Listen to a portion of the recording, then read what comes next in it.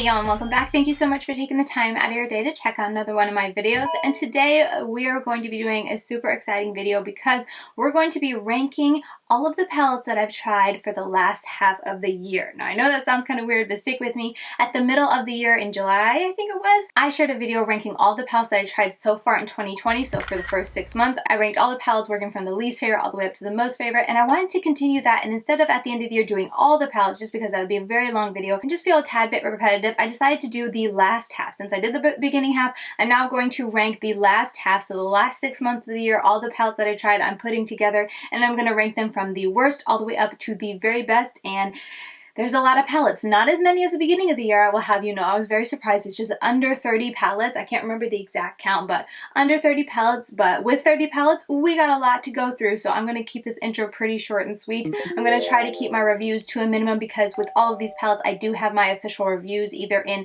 their own dedicated video or in the Palooza Countdown review series that I do every month. So I'm going to be linking all those videos down below in the description box. If you want any more information on any of these palettes, you can find them in those videos. So with that said, let's just go ahead and jump right in and start ranking almost 30 palettes. Okay, coming in at the very bottom, I feel bad for the bottom, even though it's, in my opinion, wasn't a great palette, but I still feel bad because it is a palette with a beautiful color story, but that's neither here nor there. The one at the bottom is the Chic Lamp Seafoam palette. This palette mainly because it was just so, not even just monochromatic, but it was just so one look. Like I felt like I could get one look and I could change up the area that I put those, but when it came to the shades and whatnot, they all look so similar. Like this shade was so sheer you really couldn't see it, so these two were the only ones that you could really see, and still you had to build those up to really get to notice them on the eyes. And then with the shimmers, I think there was just two tonal differences that were still very similar. One looked a little more blue leaning, one a little bit more just like beige leaning, I guess you could say. So this palette as a whole, it was just so disappointing and so sheer, and I feel like you would have to be extremely pale and then like a very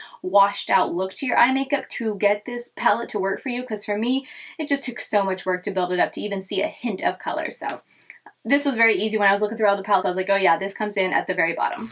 Next up, I decided to put the Blush Tribe Layla 2 palette. Now, Blush Tribe is no longer, so you can't get this palette anymore. However, I did pick this up through Macari because I just love the color story. Like, it's green. So I had high expectations, but I actually was kind of disappointed in this. I got really pretty looks out of it, I think, but the effort it took to get there kind of just negated it wanting to reach for this palette. Like, it took so much extra time and so much extra work and so much extra caution when doing your eye makeup that I just didn't enjoy working with this palette at all. So while I still think the color story is pretty, I still think the packaging is pretty, it just is not a palette that I ever really want to use again because of the struggle to get a really nice look out of it. So therefore, I figured it should stay at the very bottom of this countdown. Anyways, next up, towards the bottom of this countdown has to be the Color Rain Juicy Boost. And the biggest reason why it's so low is not only how hard it was to work with, but the expectation that I had with this color story, knowing it was coming from Colored Rain, was just such a heavy and just really severe blow. Like, I had such high expectations with this color story. I was expecting great things, and then when I got it and I struggled so hard,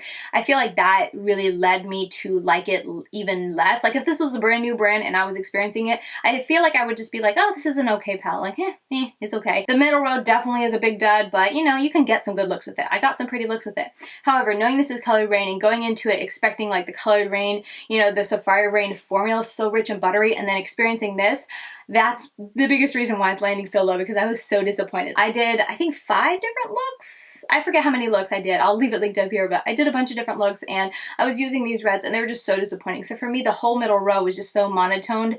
It just seemed very unnecessary to have so many reds when they all look the same and did the same thing on your eyes. And then the greens and the neutrals down here, I think the neutrals were the best in my opinion. I did a really pretty like yellow sunset eye that I thought was gorgeous using these shades down here. This top row, while I do like that there was only 3 shimmers, this pink one is atrocious, but these are okay. There's just a lot to this palette that I had to change the way I prefer to do my eye makeup in order for this to work, and even making it work, it was still a bit of a journey to get there. And so for all those reasons, that's why, while I love the color story, I love the packaging, I wish I could put it towards the top, I just can't because the formula disappointed me so much.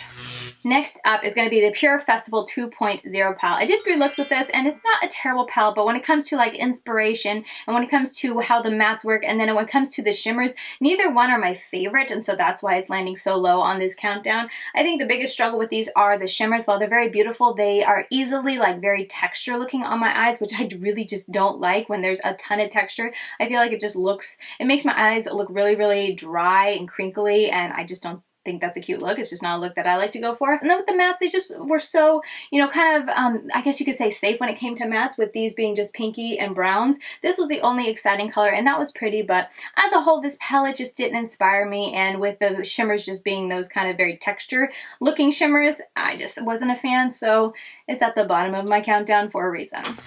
Okay, moving right along, we have the She Glam Artistry palette. This palette is a very pretty color story, but a couple of the things kind of stand out to me when I think back of this palette that really put it towards the bottom is because there are glitters in here, which I'm not a fan of, but also the mattes in here are very thin type of mattes, and then the variety of mattes to shimmers just aren't my favorite. I think my favorite look, and like when I look at this, there's only one look I ever want to do, and it has to do with this green and orange shimmer up here with some of the green and orange in the crease and whatnot, and that's about all that I really am excited to do. And like I said, they're just very thin type of formula, and it just takes a lot of work. I create a lot of pretty looks with it, so I'm not saying it's terrible, but when it comes to like palettes, you know, when ranking these palettes, I really try to rank them in what I enjoyed using the most and put those at the top and then kind of go down from there.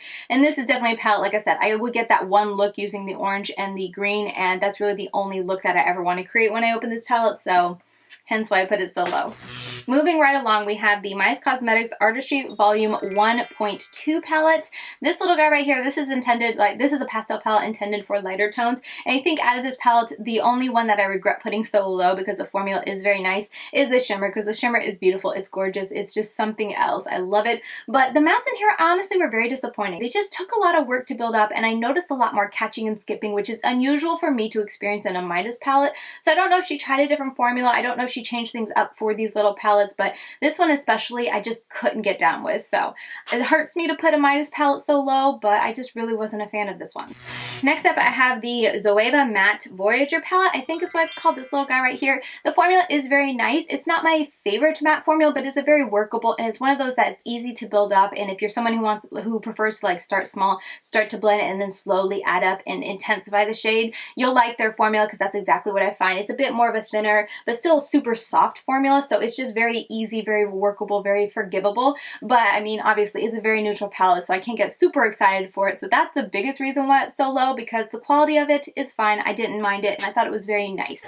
So the next one I'm putting in towards the bottom of this countdown, I feel kind of bad for, is the Ciate London, the Editor Palette New England. This palette is a good quality, so that's why I feel bad putting it so low. But when I look at this palette and the color stories that I like to work with, this is very uninspiring. I really struggled to get a lot of creativity or to be inspired to do different looks with this palette, because I feel like so many looks that I did just kind of all looked the same. I just wanted more variety, and especially with this palette, there's only a few mattes, and that's really limiting for me. So while I think the quality is really nice with both the shimmers and the mattes, a couple of the shimmers are more satiny, but there's a lot of really beautiful, very blinding and bright type of shimmers, so I like that. But when it comes to what I like to look for and what I like to do on my eyes, it just didn't give it to me. So when I think back to this palette, I'm not really ever inspired to reach for it. So that's the biggest reason why I'm putting it so low, but quality-wise, it's a nice palette. Okay, next up, I'm gonna have to put the Glamlight Ice Cream Dreams palette again. I feel bad putting this low because it is a really pretty palette. However, there was just too much about this palette that kind of disappointed me, and therefore that's the reason I'm putting it low, because when I think back to this palette, there was just those little things that I just couldn't get down with. And also too, I had some trouble blending some of the pastels out. See my video if you want to see, like I do a tutorial so you can actually see the issue I was having with the blending, so check that out if you want to. But for all those reasons, I can't say this is my favorite pastel palette to work with, and I can't say like this is my favorite color story to work with either, so that's why I put it so low.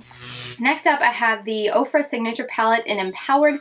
This little guy right here, I wanted to put this higher because it is a gorgeous grungy type of color story. However, I had to put it this low because while I like the color story, this is definitely a palette that would have to be a companion palette for me, because it's such a mono mid-tone to light type of eye look you can get. There's no color in here that can give you a whole lot of depth with this. This shade can get dark, but it can't get that dark. It's definitely nothing very deep. It's just more of a little bit of a darker light color, if that makes sense. So for me, that's the biggest struggle I have with this palette. I think it's a very pretty color story. I like the pop of this like purple topaz type of shade. I don't even know what you would call it, but it was very pretty combining with these greens. And then I really do like the green. This highlighter is gorgeous. The formula is very nice. Their two shimmers aren't my favorite type of shimmer because they're more of a satin shimmer, but they're very pretty. I mean, they're not ugly. They're not bad formula. They're just a very soft type of shimmer. So if you like that sort of thing, you may like it. But for me, I like a little bit more metallic to my shimmers. So it was was a little bit of a letdown there. And then, like I said, I just wish maybe instead of this brown, this mid-tone brown, it was like a deep dark brown. And then I think I would have put this palette a whole lot higher, but with it being the color store it is, I couldn't put it that high, but the formula is nice. So I figured I'd put it right here in the middle of the countdown.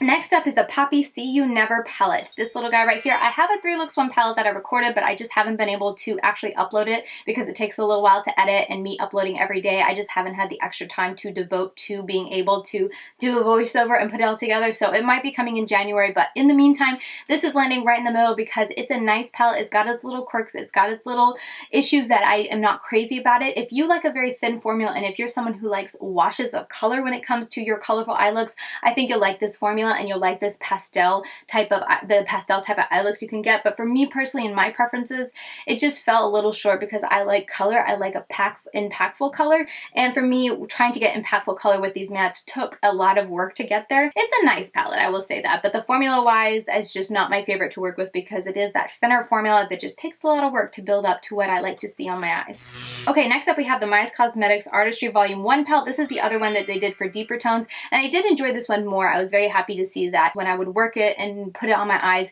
the color would pop right away, so I didn't have to spend as long building it up, and hence why it's higher in my countdown. And also too, with the wear time, I did notice the big issues I had with the other one, so I don't know if something with the formula of a lighter skin tone having to wash it out and make it not so intense maybe caused it to not wear as well. I'm not sure, but all I do know is that when I wore this, I didn't notice any significant wearing down until the end of the day, and then the other one was like within a couple hours, really crazy bad. But yeah, this one I enjoyed a lot more, and I was very happy to see that the saturation of color was a lot more easier to work with, better and more intense on the eyes. So it lands right in the middle towards the top of my countdown. Next up is Fenty Beauty's, what is this? The Money? Number 10 Money, whatever this palette is called, that I can't open for some reason. There we go. This little palette right here. The shimmers in here are really pretty. I think the only shimmer I didn't like is this one right here because it was more of a translucent. And then the mattes in here were so pigmented. I was impressed. The only downside for this palette for me is that there isn't a dark matte. That all aside, it's a nice formula. I really enjoyed all the looks that I got from it. And for it just being a little 6-pan palette, the variety of looks that I could got was surprisingly really nice. I could get some more goldish looks. I could get really dark, kind of like winter green, or I could go more grungy green, and it was nice. So that's why I'm putting a little bit higher. It was a great introduction to Fenty's brand. This was, I think, the first product I bought from Fenty, so that was kind of exciting, and yeah, I was pretty pleased. So hence, there's a lot of great palettes coming up, but this is, we're kind of getting towards the favorites from the last 6 months, so this definitely is higher on my countdown because I was impressed. Next up is the Dose of Colors Cutting Edge palette. This palette right here is a beautiful palette. The reason it didn't get any higher though is because it is just 5 colors, and I feel it's a little limiting in the colors that I, or like the type of looks that I can do. So hence why it's not higher, because I do really enjoy these tones, but I just found that when I was doing looks with this, I felt like they were getting a little repetitive when I was changing up the different shades and where I put stuff. I just felt a little stumped in getting several looks out of it. But for like 1 or 2 really staple, go-to, beautiful, very shimmery, gorgeous eye looks, that's definitely a palette you can go to. And the matte formula is so beautiful. I had no issues blending anything. The deepening shade down here is perfect to deepen it up, and their shimmers are so beautiful, so sparkly, so reflective. Yeah, this was a great palette. Definitely really enjoyed this one. Next up, I have the Natasha Denona Peak palette. I was surprised to put such a neutral palette so high on my list, but this palette, I mean, it is neutral, but it has this shade. I feel like this saves it for me from being a boring neutral because it has this shade, so I can get a lot of color, but still neutral, almost like that colorful, grungy look, and I really enjoy that. And the formula of this is amazing. I feel like anytime I mention this palette, I just rave about how nice the formula is. I was very impressed, and yeah, I had to put it higher in my countdown because I was so impressed, so pleased with this. And when we're talking, you know, if I want to get a neutral eye look, this is one of the first palettes I'm going to think to grab for.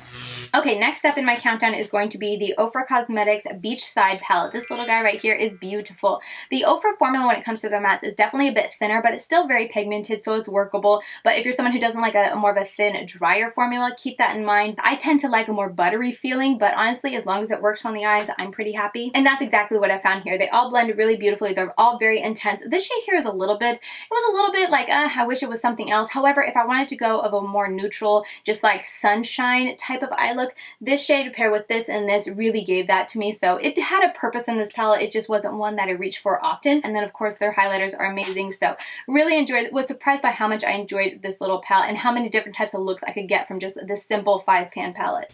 Next up, I have to give it to the Ofra Cosmetics Pro palette, the Bright Addictions palette. And I created so many looks with this palette. It's an all matte palette, so it's very easy to reach for and grab for when you have some shimmers you want to work with, but you want to stay with color. And also great companion palette. Like like if I had the Ofra Empowered palette and I wanted to deepen up with some greens or a black or a brown, this would be a great palette to go for. So I really like that about it. But yeah, this is expensive. That's honestly the biggest drawback. I just can't wrap my head around how expensive this is. You can get them singles, so that would be an option I would say if you just want to try a couple of their shadows. Maybe get the colors that you would use most, because you can buy them all individually, but together I think it retails for like $99. And every time I say that, I'm just like, okay, are we tired yet? Moving right along, we're getting towards the top. These are all the best of the best. I was so very impressed.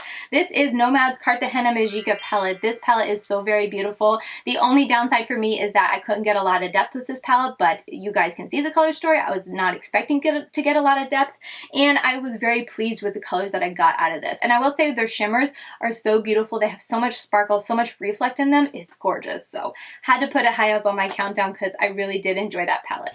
Next up is also a Nomad palette, and this one got a little higher because this is the Lake Como palette, and it got higher because there's more depth in this palette, and the looks that I created, the green and blue, they're so beautiful. I really enjoy working with their mattes, especially the deeper tone mattes, because they're so easy to work with. They're so buttery smooth. They almost blend themselves, and if you're someone who's scared to work with, you know, deeper tones because you're worried about being able to blend it out, I feel like Nomad's formula is really easy and safe to go with because it is almost that effortless. You just need a little bit and you blend and boom, it's blended out. So I was really pleased with all the looks that I got with this. It was just so easy to work with, and the color story is very pretty. A bit of a neutral, you know, color story up here that I didn't really use all too often, but these bottom 6, they were very, very pretty. Next up, I have the Made by Mitchell Feet on the Ground palette. This palette, the biggest reason why it is getting so high in my countdown, not gonna lie, is because the color story is so me. I really do love it. Because when I think about the price, it's crazy expensive, and when I think about the formula, it's a nice formula, but it's not as nice as the price. And so that's the biggest drawback for me with this palette, but because it's such a beautiful formula and I already have it, that's why it's just kind of like, ugh, I just gotta put it up high because it is so very beautiful. You can get so many gorgeous grungy looks with this, or with those pops of interest, you can get very vibrant and bright looks. So I like that little surprise, that little pop of interest with the palette, with it being such a grungy palette. And yeah, I just had a really good time, created so many good looks. The color story is definitely very me, and the formula, while it's not my favorite to work with, it's definitely workable and doable.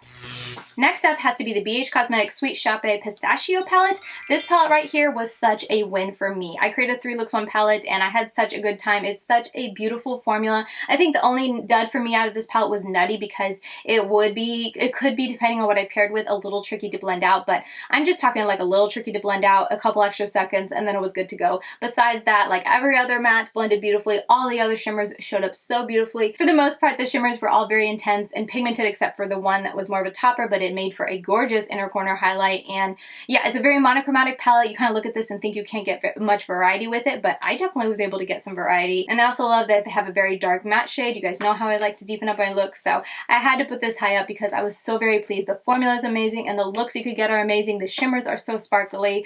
This was definitely a win.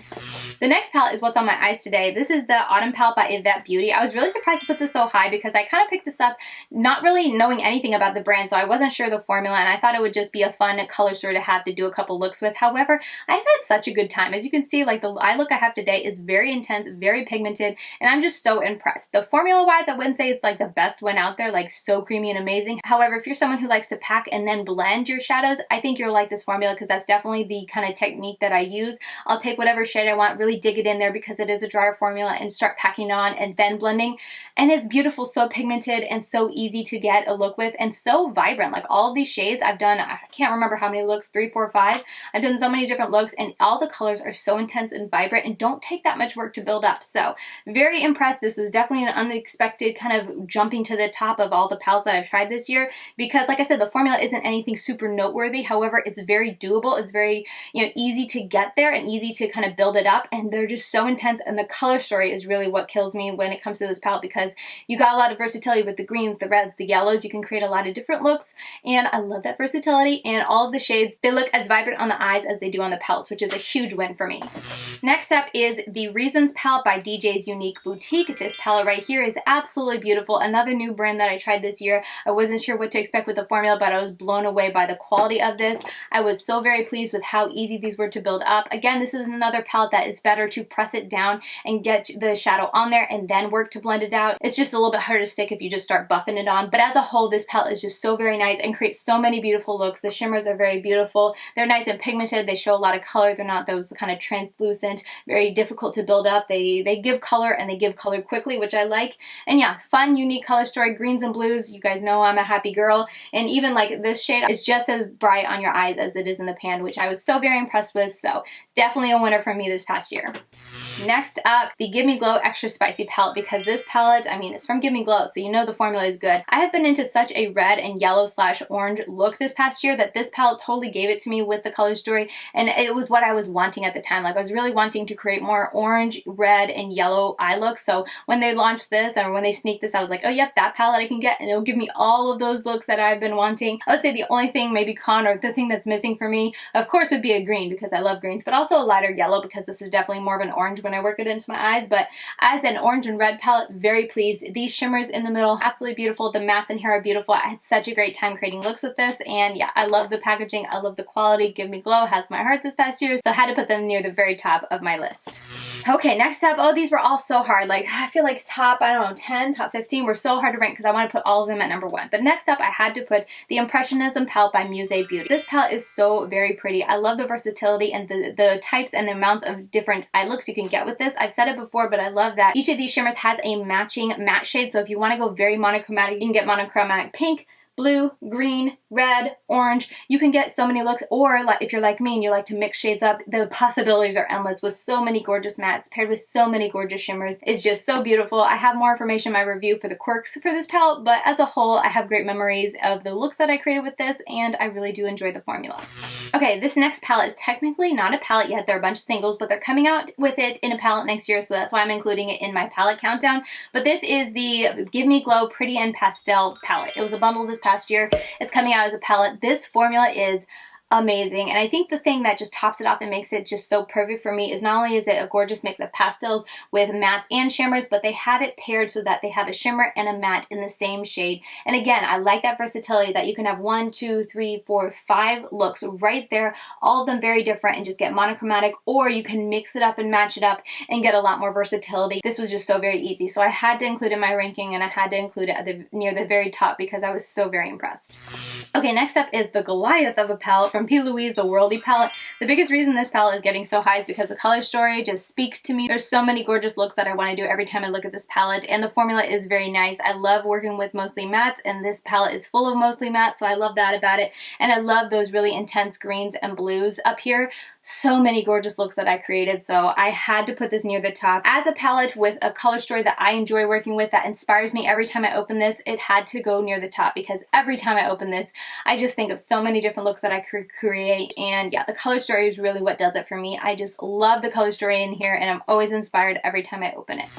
Okay, are we ready for my number 1? Did you guys guess it? It's the Shroud x Butte Bean It's Freaking Bats palette. I'm sure this comes as no surprise, but this color story is so beautiful. It's such a grungy, beautiful, colorful palette. And then the formula of Shroud, oh my goodness, their mattes, so beautiful and blendable. Their shimmers, so shiny, so shimmery, so sparkly on the eyes, and so intensely pigmented. I cannot rave about this enough. I've raved about it a ton in recent videos, so I'm not going to go into too much detail, except to say that I will be doing a 3 looks 1 palette plus review in January probably, just because like I said, I don't have enough time, so be on the lookout in January. I do have a dedicated video coming with this palette, but I had so much fun creating looks with this, and I absolutely loved it. I want to create so many more, and while it is a smaller palette, and I was surprised to pick a smaller palette at the top of my countdown, like I said, the formula is so good, the looks that I got are so good. Anytime I look at this palette, I have nothing but great thoughts, and I feel like that's a win. Like when you can look at a palette and just want to play with it again, even though you've played with it a bunch, and you see other looks that you can get with it, even though you've played with it a bunch, that's a win for me. That's what kind of makes a palette at the top for me, and this definitely qualified, so I had to put it as my number 1 from the past 6 months. All right, I feel like I was running throughout that whole video because I was trying to get through these palettes as quickly as possible to make sure this video wasn't an hour long. So I hope you guys enjoyed it. Let me know your thoughts down below per usual. If I should do next year, just do the whole year, let me know, or do you like me breaking it up half and half? Because I do try a lot of palettes, so what would that be, over 50, like 60 palettes to review and or rank in one video? I feel like that would just be really boring and drawn out, but let me know your thoughts down below. Let me know if you like splitting it, 6 months and 6 months. But yeah, with all that said, that is going to do it for today's video. Stay tuned tuned. Now that I have done this, we are going to be diving into my 2020 top favorite palettes. I mean, we ranked them half and half, but now I'm going to put all of them together and pick the top of the top from this past year, and we're going to dive into it in a video, and I cannot wait to share it with you guys, so stay tuned for that. If my calculations is correct, it's coming in about a week or less, so I cannot wait to get those videos started. But yeah, a lot of fun things planned very, very soon. I hope you guys have been enjoying KateMas, and I hope you guys enjoyed this video. Let me know your thoughts down below, as I've already said, and if you want to continue getting daily content from me, I'm over on Instagram. I'm LadyKatie92, and per usual, if you like this video, please give it a thumbs up on your way out, as it helps me in the whole YouTube algorithm. And yeah, I'm gonna go get some water now because I'm thirsty, and I will see you very soon in my next video tomorrow. Bye guys.